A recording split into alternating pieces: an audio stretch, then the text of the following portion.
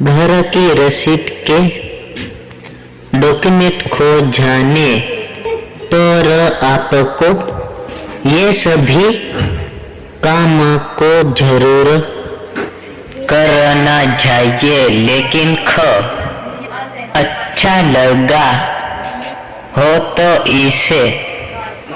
इसके शेयर जरूर करें। वही इसी तरह के अन्य लेख पढ़ने के लिए जुड़ी रहे। आपकी अपनी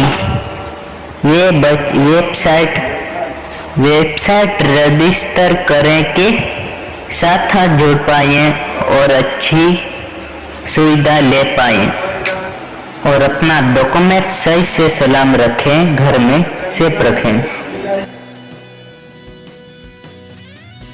लागू की गण शुल्क के अनुसार 5 लाख कर के नाम ऊपर परण 11 रुपये 5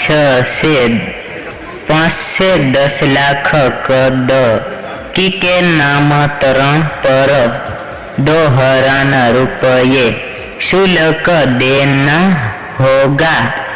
प्रस्तावित विरासत व उत्तराधिकारी संबंध तरीके से विकसित आदि के आधार पर नामांतरण के लिए आप 6000 रुपये खुल के दिखाना होगा।